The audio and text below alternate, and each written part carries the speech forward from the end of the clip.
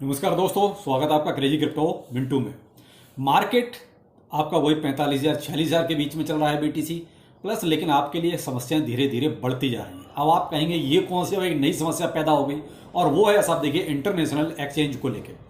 आज जो लोग ट्विटर पे अपडेट रहे होंगे, मैंने सुबह ही आपको आरबीआई गवर्नर साहब क्या कहते हैं, क्या सोचते हैं, उसके बारे में आपको एक अपडेट दिया।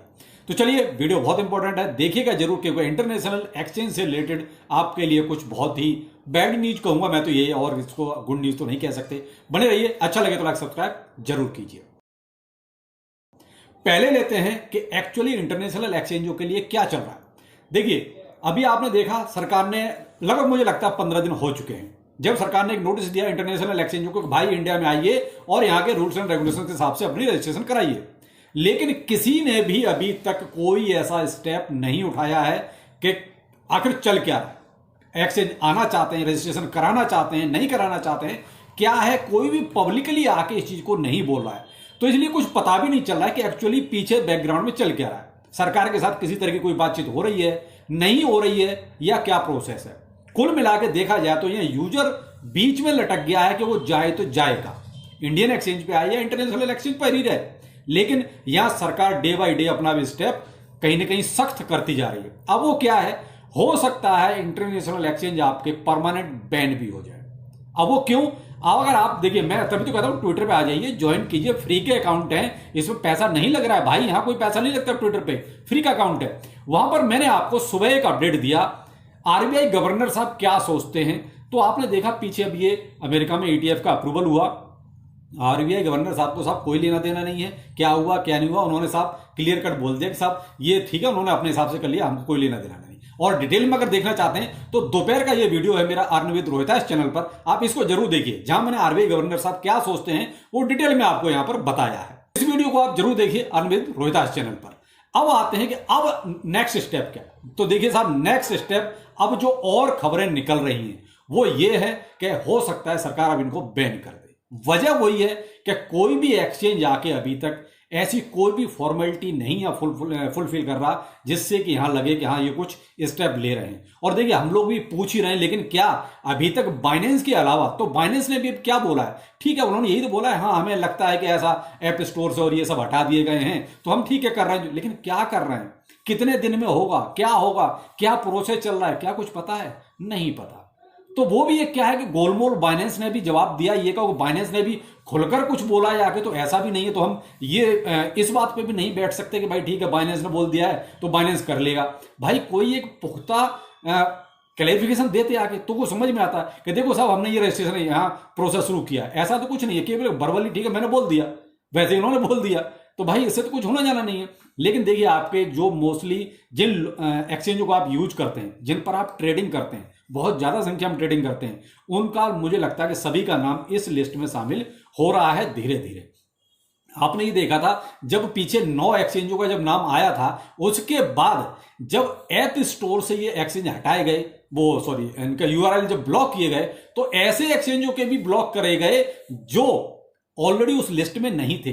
तो आप ये सोचकर बिल्कुल भी ना बैठें कि साहब हमारा उस लिस्ट में नाम ही नहीं था एक्सचेंज का, तो हम इस एक्सचेंज को यूज कर लेते हैं। तो भाई इस गलतफहमी में बिल्कुल मत रहना, पता चले कि आपने ऐसा कुछ किया और मामला आपका साफ हो गया। अब यहां मेरे भाई देखिए, आप लोगों से सिर्फ एक चीज मैं कहना चाहूंगा, आप इस तरीके के किसी भी काम में पार्टिसिपेट नहीं करना चाहते। देखिए बहुत स्पष्ट बात है, आप लोग शायद ये सोच रहे हो कि ये 2 4 5 बंदे हैं अपने आप कर लेंगे, भाई कुछ नहीं होना जाना। मैं आपको बहुत स्पष्ट बताऊं, अपनी लड़ाई आपको खुद ही लड़नी पड़ेगी। नहीं लड़ना चाहते तो किसी दिन सुबह उठोगे और पता चले कि आपके मोबाइल में वो ऐप ही नहीं है, फिर जिसने कॉल दिया उसको फोन जरूर लगाना, भाई तुमने कॉल दी थी, मेरा इसमें प्रॉफिट हो रहा था, अब मुझे तो इसमें ऐप ही नहीं मिल रहा। तो उस ऐप को बचाने के लिए आपको सामने निकल के आना पड़ेगा, मेरा कहने का मोटिव यह है। तो जब तक आप लोगों का साथ नहीं मिलेगा, हम 4 लोग कुछ चने का भाड़, वो कहते हैं भाड़ नहीं फोड़ सकते। तो आप लोग भी निकल कर आइए। हम लोग देखिए ट्विटर पर ऑलरेडी रिड्यूस टैक्स कई दिनों से चिल्ला रहे हैं, और अब जो लोग ट्विटर पर हमारे साथ जुड़े हुए हैं वो रोज हमारे साथ हैं, रोज हमारा साथ भी दे रहे हैं, लेकिन वो कहते हैं हमारी बहुत बड़ी संख्या है, लेकिन फिर भी बहुत से लोग नहीं करना चाहते। केवल उन्हें तो एक चीज से मतलब है, फलाना कॉल दे रहा है ले लेते हैं। लेकिन भाई कॉल तो आगे भी मिलती रहेंगी, पहले ऐप को तो बचाइए। तो भाई निकल कर आओ सोशल मीडिया पर, चाहे आप ट्विटर पे आओ, टेलीग्राम पर आओ, फेसबुक पर आओ, आपका यूट्यूब पर आओ, कहीं भी आओ निकल के, और एक कम्युनिटी की पावर थोड़ी दिखानी पड़ेगी। और तब तो देखिए सरकार के पास कोई बात पहुंचेगी, तब तक इन एक्सचेंजों के पास बात पहुंचेगी। अगर आप यूं ही हाथ बांध रखे बैठे रहेंगे मेरे भाई, फिर एक दिन तैयार रहिए, इंटरनेशनल एक्सचेंज इंडिया में बैन हो जाएंगे। वैसे भी सरकार देख क्रिप्टो के फेवर में तो वैसे भी नहीं अपनी। आपने अगर नहीं देखा तो मैंने कहा ना, दोपहर का वीडियो देख लीजिए कि सरकार के जो नुमाइंदे हैं वो क्या सोचते हैं। तो मेरा कहने का मतलब सिर्फ इतना है, देखिए सरकार धीरे धीरे स्टेप अपने तो बढ़ा रही है, हमें एक्सचेंजों पर भी प्रेशर बनाना पड़ेगा कि भाई रजिस्ट्रेशन कराइए। क्या हुआ, इंडिया में इतना बड़ा यूजर बेस है आपका और आप लोग भी कुछ नहीं कर रहे हैं, तो कहीं ना कहीं कुछ ना कुछ तो गड़बड़ है।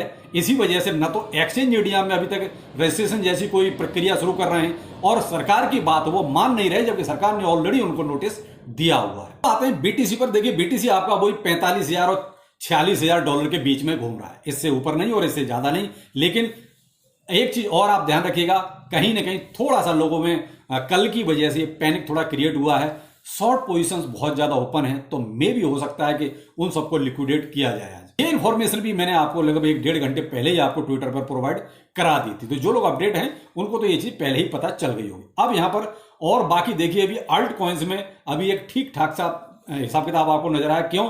क्योंकि कहीं ना कहीं बीटीसी में जो ठहराव आया हल्का सा कल और आज, आप एक चीज देख रहे हैं, बीटीसी नहीं उस परफॉर्मेंस पे पहुंच रहा जहां पर लोगों को उम्मीद है। तो यहां थोड़ा सा कहीं ना कहीं ऐसा लग रहा है कि शायद अल्ट कॉइन्स में एक ठीक ठाक प्रॉफिट आपको देखने को मिल सकता है। लेकिन अगर बीटीसी जहां पर अभी 45,000 46,000 के बीच में चल रहा है, यहां लिक्विडेशन के बाद फिर से आपको एक थोड़ी सी रिकवरी नजर आ सकती है बीटीसी में, क्योंकि ये रोज का रहेगा।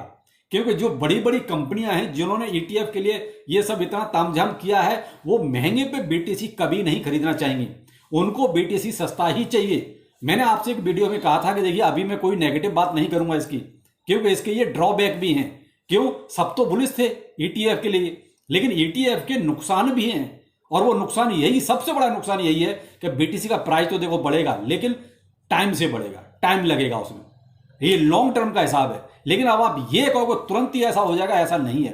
तो कहते कई चीजें हम लोग चाह के भी नहीं बोल पाते, क्यों? सब तो बहुत ज्यादा बुलिश थे। तो ये ड्रॉबैक है कि कोई भी कंपनी, जितनी ये बड़ी बड़ी कंपनियां हैं, महंगा बीटीसी नहीं खरीदेंगी। इनकी कोशिश रहेगी कि बीटीसी उनको जितना सस्ता मिले उतना बेहतर है। तो ये बीटीसी को नीचे भी समय समय पर लाते रहेंगे। तो मैंने आपको दोपहर के वीडियो में भी कहा था कि 48,000 डॉलर को ब्रेक करना, वो भी अच्छे वॉल्यूम के साथ, बहुत जरूरी है। जब तक 48,000 जो अपना एक तरह से ब्रेक पॉइंट है उसको नहीं ब्रेक किया जाएगा, वो भी अच्छे वॉल्यूम के साथ, तब तक बहुत ज्यादा उम्मीद हमें 50,000 की नहीं है। तो यहां थोड़ा सा आपको ये चीजें, वो कहते हैं नेगेटिव प्रोस्पेक्टस भी देख के चलने पड़ेंगे। तो फिलहाल ईटीएफ का तो जो होना तो देखिए हो चुका है। अब मैं आपको देखिए इथेरियम के लिए कई दिनों से, जब ईटीएफ का बिटकॉइन का ईटीएफ पास भी नहीं हुआ था, उससे पहले ही आपको इथेरियम के बारे में बोल रहा हूं कि कहीं ना कहीं अब एक अच्छा नैरेटिव जो शुरू होगा वो इथेरियम के लिए शुरू होगा।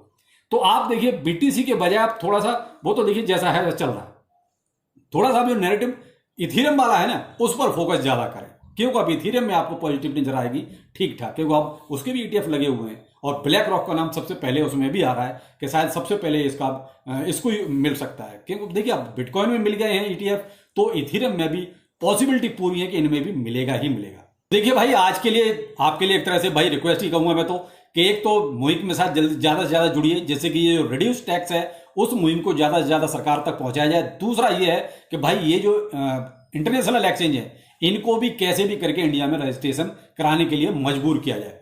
तो जरूरी है आपका सोशल मीडिया के साथ जुड़ना। तो आप ट्विटर ज्वाइन कर सकते हैं, टेलीग्राम ज्वाइन कर सकते हैं। तो चलिए फिर मिलते हैं, नमस्कार।